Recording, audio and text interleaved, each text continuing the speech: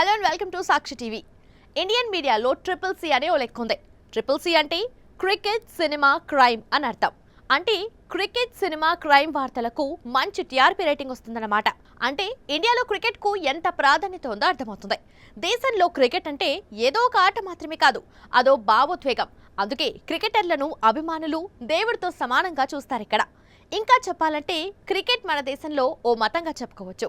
అందుకే మన బీసీసీఐ ప్రపంచ క్రికెట్ ని శాసించే స్థాయికి చేరుకుంది.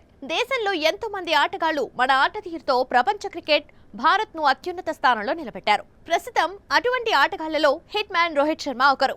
తన ఆట, మాట, వ్యవహార శైలితో క్రికెట్ అభిమానుల్లో ప్రత్యేకమైన స్థానాన్ని సంపాదించుకున్నారు. ఇవాళ రోహిత్ శర్మ పుట్టినరోజు.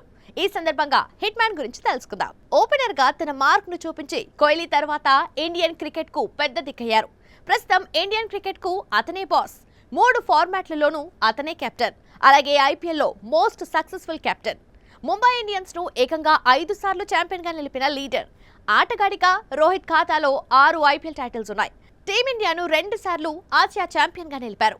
2023 వన్డే వరల్డ్ కప్ లో భారత జట్టును అద్భుతంగా నడిపించి ఏకంగా ఫైనల్ వరకు ఓటమి ఎరగని జట్టుగా తీసుకొచ్చారు. వన్డే క్రికెట్ చరిత్రలోనే అత్యధిక స్కోర్ 264 పరుగులు పాతిన బ్యాటింగ్ బీస్ట్ రోహిత్ శర్మ.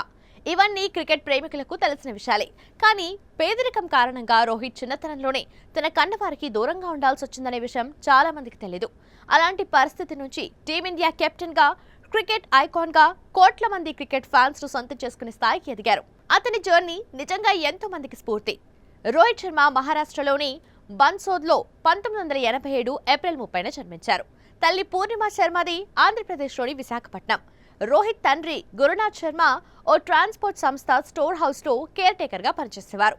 తండ్రి ఆదాయం అంతంత మాత్రంగా ఉండటంతో రోహిత్ శర్మ చిన్నతనంలోనే కన్నవారికి దూరంగా తన తాత వద్ద ఉండాల్సి వచ్చింది. ఎప్పుడైనా అమ్మా నాన్నలను చూడాలనిపిస్తే డోంబివిలికి వెళ్లేవాడు. రోహిత్ శర్మ పేరెంట్స్ చిన్న గదిలో నివాసం ఉండేవారు. రోహిత్ కు ఓ తమ్ముడు కూడా ఉన్నారు. అతని పేరు విశాల్ శర్మ. అయితే చిన్నప్పటి నుంచి రోహిత్ కు క్రికెట్ అంటే పిచ్చి. అయితే వారి ఆర్థిక పరిస్థితి బాగోలేకపోతే రోహిత్ లోని తపనను గుర్తించిన మేనమామ 1999లో ఓ క్రికెట్ క్యాంప్ లో చేర్పించారు. ఆ క్యాంప్ టీం వివేకానంద స్కూల్ తో ఆడిన ఓ మ్యాచ్ రోహిత్ శర్మ జీవితాన్ని మలుపు తిప్పింది.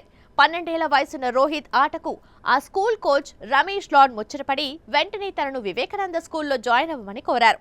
కానీ అంత పెద్ద స్కూల్లో చదివే ఆర్థిక స్తోమత తనకు లేదని కోచ్కు చెప్పడంతో ఆయనే స్కూల్ మేనేజ్మెంట్ తో మాట్లాడి రోహిత్ శర్మను ఉచితంగా చేర్చుకునేలా చేశారు. అంతేకాకుండా 275 రూపాయల స్కాలర్షిప్ కూడా ఇచ్చేలా ఒప్పించారు. దీంతో రోహిత్ కు వివేకానంద స్కూల్లో అడ్మిషన్ తో పాటు 4 ఏళ్ల పాటు ఉచిత చదువు, క్రికెట్ కోచింగ్ దక్కింది. అక్కడి నుంచి రోహిత్ శర్మ వెనక్కి తిరిగి చూసుకోలేదు. 2007లో ఐర్లాండ్ తో జరిగిన మ్యాచ్ తో రోహిత్ శర్మ టీమిండియా తరఫున అంతర్జాతీయ క్రికెట్ లోకి ఎంట్రీ ఇచ్చారు. ఆ తర్వాత 2007లో ఇంగ్లాండ్ తో జరిగిన టీ20 మ్యాచ్ తో ధనాధన్ క్రికెట్ లో అడుగుపెట్టాడు. 2007లో అంతర్జాతీయ క్రికెట్ లో అరంగేట్రం చేసిన రోహిత్ కు 2013లో తొలి టెస్ట్ ఆడే అవకాశం దక్కింది.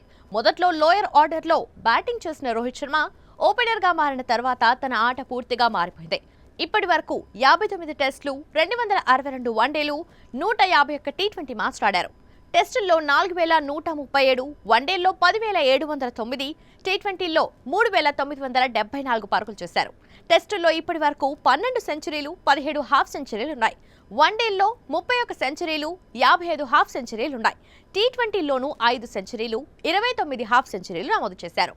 వన్డేల్లో అత్యధిక వ్యక్తిగత స్కోర్, టీ20లో అత్యధిక సెంచరీలు చేసిన ఆటగాడిగా రోహిత్ శర్మ పేరిట అద్భుతమైన రికార్డులున్నాయి. రోహిత్ బ్యాటింగ్ శైలి చాలా మనోహరంగా ఉంటుంది. సిక్సర్లు కొట్టే స్టైల్తో అభిమానుల మనస్సుల్లో హిట్ మ్యాన్ గా స్థానం సంపాదించుకున్నారు. గ్రౌండ్లోనైనా బయటైనా ఎటువంటి పరిస్థితులనైనా ఎదుర్కోవటంలో రోహిత్ శర్మది ప్రత్యేక శైలి. ఇది తనను భారత క్రికెట్ జట్టు, ముంబై ఇండియన్స్ రెండింటికి కీలకమైన ఆటగాడిగా నిలబెట్టింది.